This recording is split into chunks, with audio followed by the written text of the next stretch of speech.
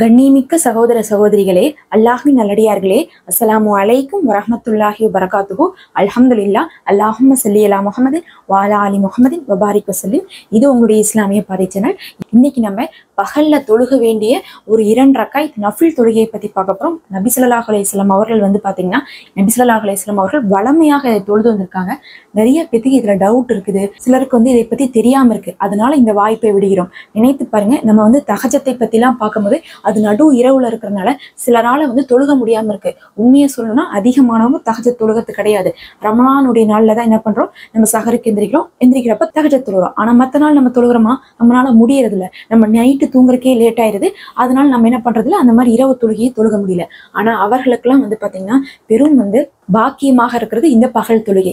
இந்த பகல் தொழுகை வெறும் 2 ரக்காத் தான். ஆனா இதனுடைய சிறப்பை நீங்க கேட்டீங்கன்னா வியந்து விடுவீங்க. நபி ஸல்லல்லாஹு அலைஹி வஸல்லம் அவர்கள் சஹீஹான அறிவிப்புல கொடுத்திருக்காங்க. அந்த அறிவிப்பு என்ன, அதை பத்தி ஆலிம்கள் என்ன சொல்றாங்க, அதை தொழுது விட்டு நம்ம என்ன துவா ஓதணும்னு சொல்லி நம்ம பார்க்கலாம் இந்த வீடியோல. அதுலயும் இதை நீங்க செய்யறதுனால உங்களுடைய வாழ்க்கையில பெரும் பெரும் தேவைகள் நிறைவேறும். பல விதமான கஷ்டங்கள், துன்பங்கள், துயரங்கள்ல இருந்து நீங்க பாதுகாக்கப்படுறீங்க. அதுலயும் வறுமையிலிருந்து உங்களுக்கு பாதுகாப்பு கிடைக்குது. அப்போ ஒரு மனிதனுக்கு நமக்கு தேவையான எல்லா நல்லதும் கிடைக்குது, செல்வமும் கிடைக்குது, பரக்கத்தும் கிடைக்குது, ரஹ்மத்தும் கிடைக்குது. அதே மாதிரி நம்மளுடைய பாவங்களும் கழியுதுன்னு சொல்லிட்டு நிறைய சிறப்புகளை கொண்ட தொழுகையா இருக்கிறதுனால இதை 10 நிமிடம் தினமும் தொழுகிறதுனால நமக்கு தான் லாபம் அதிகமாக இருக்கு. இப்போ நம்ம அந்த தொழுகையெல்லாம் பத்தி பார்க்கலாம். அதுக்கு முன்னாடி மறக்காம சப்ஸ்கிரைப் பண்ணி இந்த வீடியோக்கு ஒரு லைக் கொடுங்க. மற்றவங்களும் அதை பார்த்து பயன் பெற்றுக் கொள்ளட்டும். நிறைய பேர் துவா செய்ய சொல்றீங்க கமெண்ட்ல. அல்லாஹ் உங்களுக்கு சிறந்ததிலையும் சிறந்ததை கொடுப்பான். எனக்காகவும் நீங்க துவா செய்யுங்க. இந்த உலகத்துல எல்லாருக்குமே பிரச்சனைகள் இருந்து கொண்டுதான் இருக்குது. ஆனா அந்த பிரச்சனைகள் எல்லாம் யார் ஜெயிப்பாங்கன்னு பார்த்தா, ஒவ்வொரு பிரச்சனையின் போதும் அல்லாஹ்வின் மீது யாருக்கு நம்பிக்கை அதிகமாகதோ அவங்க தான் ஜெயிப்பாங்க. அதனால சரியான வார்த்தைகளை சைத்தான் நம்மளுடைய மனசுல போடுவான். எனக்கு மட்டும் கிடைக்கவே மாட்டேங்குது, நான் மட்டும் என்ன பாவம் பண்ணேன், நான் நிறைய ஓதிட்டேன், தொழுதுட்டேன், இருந்தாலும் எனக்கு அல்லாஹ் கொடுக்கவே மாட்டான், என் நிலைமை மாறவே மாறாது அப்படின்லாம் நீங்க நினைக்கவே நினைக்காதீங்க. நிச்சயமாக எந்த நொடியில வேணா அல்லாஹ் உங்களுடைய வாழ்க்கையை மாற்றலாம். சிலருக்கு குழந்தையிலிருந்தே நல்லா வாழுவாங்க. சிலர் 40-50 வயசுக்கு அவங்களுடைய வாழ்க்கை மாறும். அந்த மாதிரி அல்லாஹ் ஒவ்வொருத்தவங்களுக்கும் ஒவ்வொரு கட்டத்துல கொடுத்திருப்பான். ஒவ்வொருத்தவங்களுக்கும் ஒரு விதமான சோதனையை கொடுத்துதான் அந்த அடியான் நம்மள்ட்ட உண்மையாக இருக்கிறானான்னு சொல்லிட்டு அல்லாஹ் சோதிச்சு பார்ப்பான். அதனால உங்களுக்கு ஒரு சோதனை வரும்போது அல்லாஹ்வை போய் நல்லா பற்றி பிடித்துக் கொள்ளுங்கள். இபாதத்தை அதிகப்படுத்துங்க, தக்வா உடையவர்களாக இருங்க. அதுவே உங்களுடைய சோதனையில நிச்சயமாக நற்கூலியும் கொடுத்து அல்லாஹ் அதுல வெற்றியும் கொடுத்து ஒரு பெரிய ஈடேற்றத்தையும் கொடுப்பான். இது நிறைய பேர் விரக்தி அடையறனால நம்ம இந்த ஒரு அறிவுரையை சொல்றோம். கவலைப்படாதீங்க, அல்லாஹ்வே போதுமானவன். இப்ப நம்ம அந்த தொழுகையை பத்தி பார்க்கலாம். இந்த தொழுகை பெயர் தான் லுஹா தொழுகை. லுஹா தொழுகையை பத்தி நபி ஸல்லல்லாஹு அலைஹி வஸல்லம் அவர்கள் கூறியதாக ஒரு 3 அறிவிப்பு வருது. அதுல முதல் அறிவிப்பு என்னன்னு சொல்லி பாத்தீங்கன்னா, இது அபூ தாவூத், அஹ்மது, முஸ்லிம் 3 நூல்கள்லயுமே வரக்கூடிய சஹீஹான அறிவிப்பு. இது பாத்தீங்கன்னா நபி ஸல்லல்லாஹு அலைஹி வஸல்லம் அவர்கள் கூறியதாக அபூஜர் ரலியல்லாஹு அன்ஹு அவர்கள் அறிவிக்கிறாங்க. அவங்க என்ன சொல்றாங்கன்னா, நபி ஸல்லல்லாஹு அலைஹி வஸல்லம் அவர்கள் எங்கள்கிட்ட ஒரு தடவை சொன்னாங்க, உங்க உடல்ல இருக்கக்கூடிய ஒவ்வொரு பாகத்திலிருந்தும் நீங்க தர்மம் செய்ய தேவை இருக்குது. அதாவது உங்க உடம்புல இருக்கக்கூடிய ஒவ்வொரு எலும்புகளும், அந்த மூட்டுகள்லாம் இருக்குல்ல, அந்த அளவுக்கு நீங்க தர்மம் செய்ய தேவை இருக்குதுன்னு சொல்லியிருக்காங்க. அதை கேட்டோன்னு சஹாபாக்கள்லாம் ஆச்சரியம் அடைகிறாங்க. எப்படி நம்ம எலும்புகளின் எண்ணிக்கை அளவுக்கு நம்ம சதக்கா செய்ய முடியும், அதுவும் மூட்டுகளின் எண்ணிக்கை அளவுல நம்மளால செய்யவே முடியாதே அப்படின்னு அவங்களே பாக்குறாங்க. ஏன்னா நம்மளுடைய உடம்புல ஏராளமான விஷயங்கள் அல்லாஹ் படைத்து வைத்திருக்கானே அப்படின்னு சொல்லிட்டு அவங்க ஆச்சரியப்பட்டு கேட்கும் போது, அப்ப நபி ஸல்லல்லாஹு அலைஹி வஸல்லம் அவர்கள் சொல்றாங்க, நீங்க சுபஹானல்லாஹ்னு சொல்றதும் சதக்காதான், அல்ஹம்துலில்லாஹ்னு சொல்றதும் சதக்காதான், அல்லாஹ் அக்பர்னு சொல்றதும் சதக்காதான், இல்ல ஒரு நன்மையான காரியத்தை செய்யறதும் சதக்காதான். அதே போல நீங்கள் லுஹா தொழுகையை தொழுகுவதும் உங்களுக்கு சதக்காதான். அப்படி ஒருவர் லுஹா தொழுகையை தொழுது விட்டா அவர்களுடைய மூட்டுகளின் எண்ணிக்கை அளவுக்கு அல்லாஹ்விற்கு நம்ம சதக்கா செய்து நன்றி செலுத்தின மாதிரியான நன்மை கிடைக்குதுன்னு சொல்றாங்க. சுபஹானல்லாஹ். நினைத்து பாருங்க, அல்லாஹ் நமக்கு கொடுத்திருக்க கை, காலு, எலும்பு, நரம்புன்னு சொல்லிட்டு அனைத்துக்கும் நம்மளால நன்றி செலுத்த முடியுமா? அதுக்கெல்லாம் நம்மளால சதக்கா செய்ய முடியுமா? அதெல்லாம் யோசிச்சு பாக்குற நிலைமையில நம்ம இருப்போமா? நாம நம்மளுடைய உலக வாழ்க்கையை தான் யோசிச்சுட்டு இருக்கோம். அப்படி இருக்கும்போது இந்த 2 ரக்காத் தொழுகிறதே அதையெல்லாம் நம்ம நினைத்து அல்லாஹ்விற்கு நன்றி செலுத்தி சதக்கா செய்த நன்மையும் நம்ம பெற்றுக்கொள்றோம். அதை தான் நபி ஸல்லல்லாஹு அலைஹி வஸல்லம் அவர்கள் லுஹா தொழுகைக்காக சொன்ன பெரிய சிறப்பாக இருக்குது. அதே போல இதை பத்தி இன்னொரு அறிவிப்பு வருது. இதை பாத்தீங்கன்னா அபூ ஹுரைரா ரலியல்லாஹு அன்ஹு அவர்கள் அறிவிக்கிறாங்க. நபி ஸல்லல்லாஹு அலைஹி வஸல்லம் அவர்கள் ஒரு 3 விஷயத்தை செய்யுமாறு அறிவித்தாங்க. அதை நாங்க பார்த்தா விடாம செய்து வந்தோம் அப்படின்னாங்க. அதுல என்னன்னு பார்க்கும்போது, 1 3 நோன்புகள் வைத்தாங்க. மாதத்துல அந்த நடுவுல இருக்கக்கூடிய 13, 14, 15ல நோன்பு வைத்தது. அதே மாதிரி முற்பகல் தொழுகையான அந்த 2 ரக்காத் லுஹா தொழுகை அப்படிங்கிறாங்க. அதுக்கப்புறம் பார்த்தா தூங்குறதுக்கு முன்னாடி நாங்க வித்திரு தொழுகிறது. இது 3 நபி ஸல்லல்லாஹு அலைஹி வஸல்லம் அவர்கள் எங்களுக்கு வலியுறுத்தினாங்க. அதை நாங்க எப்பயுமே செஞ்சு வரோம்னு சொல்றாங்க. இப்ப நம்ம வித்ரு தொழுகை எல்லாரும் தொழுதுருவோம். இசா தொழுதுன்னா வித்ரு தொழுதுட்டு தான் வந்து படுப்போம். அதை நம்ம செஞ்சிருவோம். ஆனா நம்ம லுஹா தொழுகை தொழுகிறோமா? கிடையாது. அதுதான் முற்பகல் தொழுகை 2 ரக்காத் லுஹாவை தொழுது வந்தாங்க அப்படிங்கிறாங்க. அதை செய்யணும். அதே மாதிரி மாசத்துல நடுவுல இருக்கக்கூடிய அந்த 3 நோன்புகள் அது வந்து இன்ஷா அல்லாஹ் முடிந்த அளவுக்கு வந்து அதை கடைபிடிக்கலாம். அது சுன்னத்தான நோன்புகள் தான், நமக்கு நஃபில் கிடையாது. ஆனா இந்த 3மே பாத்தீங்கன்னா நமக்கு நன்மை அதிகமானது. அப்ப அபூ ஹுரைரா ரலியல்லாஹு அன்ஹு அவர்கள் வந்து இதை நான் செய்து வந்து நபி அவர்கள் எங்களுக்கு சொன்னாங்கன்னு சொல்லிட்டு அறிவிப்புல வந்து சஹீஹான அறிவிப்புல கொடுத்திருக்காங்க. இப்ப நம்ம வந்து லுஹா தொழுகையை பத்தி வந்து முக்கியமான அறிவிப்பு பார்த்துட்டோம். இப்ப இந்த லுஹா தொழுகையை எப்ப தொழுகணும் அப்படின்னு சொல்லி கேட்டீங்கன்னா, சூரியன் அடிவானத்திற்கு மேல ஒரு ஈட்டியின் நீளம் இருக்கும்போது லுஹாவின் நேரம் தொடங்குகிறது மற்றும் சூரியன் அதன் நடுக்கோட்டை அடையும் வரை அது தொடர்கிறது.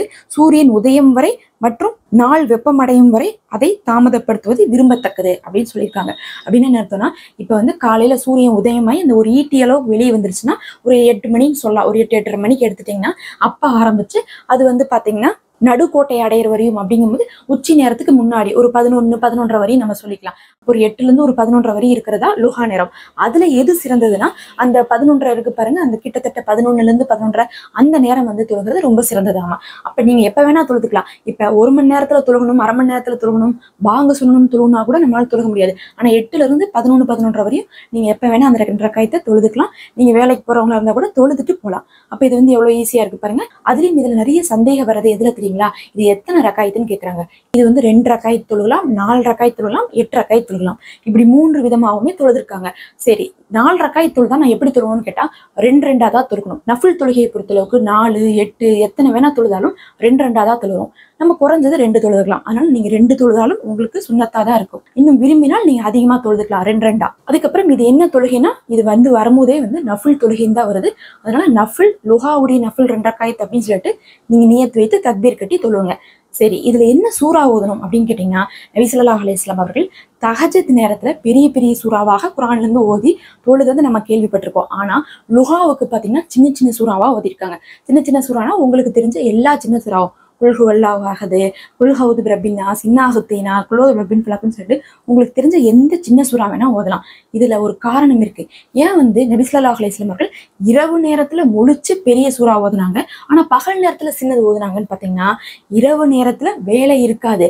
அந்த நேரத்துல அல்லாஹ்வை வணங்கும் போது ரொம்ப ஸ்பெஷலா பெருசா ஓதி தொழுதிருக்காங்க. ஆனா பகல் நேரத்துல ஒரு மனிதன் வேலையோட இருப்பான், அவனுக்கு வேலை இருக்குங்கிறதுனால நபி அவர்கள் இப்படி ஒரு பழக்கத்தை காட்டி கொடுக்குறாங்க.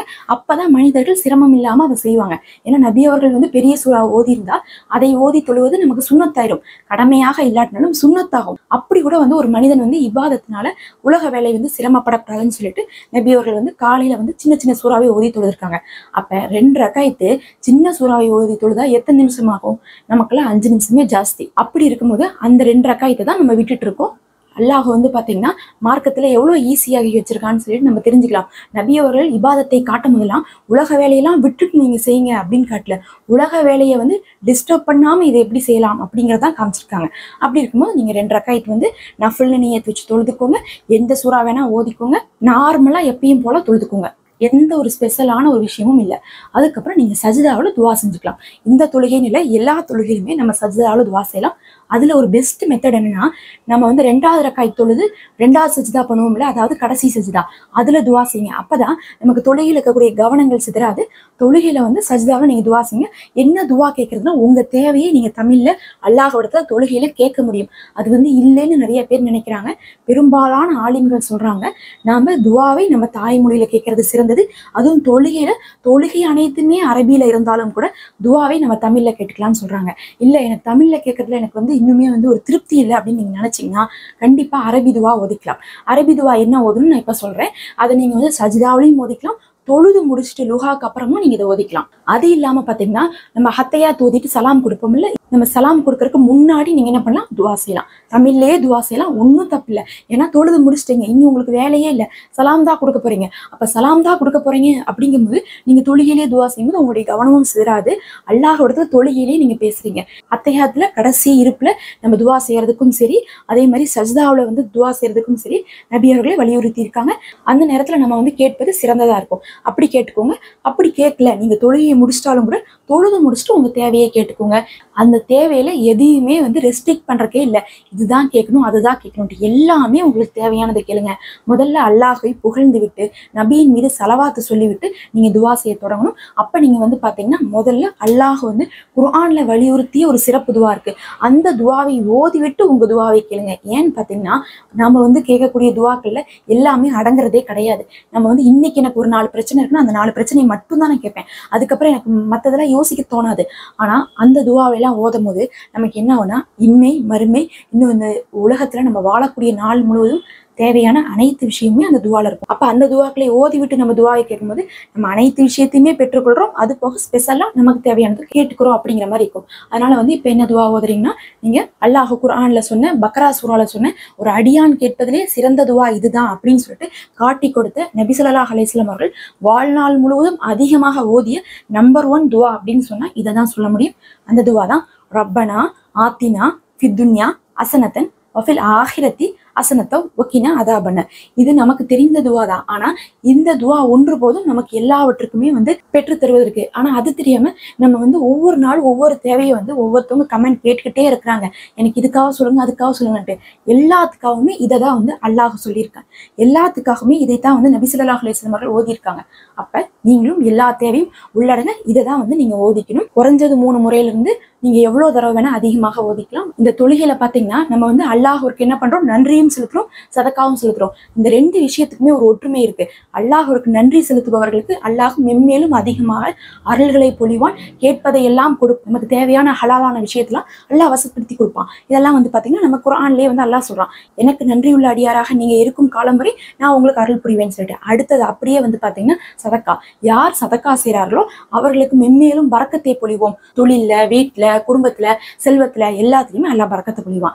அப்ப இந்த ஒரே தொழுகையில நம்ம 2 நன்மையும் பெற்றுவிட்டு நம்ம துவா செய்யறதுனால அந்த துவா மறுக்காமல் ஏற்றுக்கொள்ளப்படும். மூசா அலைஹிஸ்ஸலாம் அவர்கள் துவா செய்யும் போது அவர்கள் ஒரு உதவியை செய்துவிட்டு துவா செய்தார்கள். அவர்கள் எல்லாவற்றையும் இழந்து நின்னாங்க. அல்லாஹ் அவர்களுக்கு எல்லாவற்றையும் கொடுத்தான். வீடு, குடும்பம், செல்வம், வேலைன்னு எல்லாத்தையும் கொடுத்தான். அந்த மாதிரி 0வா நம்ம நின்னா கூட இந்த தொழுகையை தொழுது விட்டு நீங்க துவா செய்யுங்க.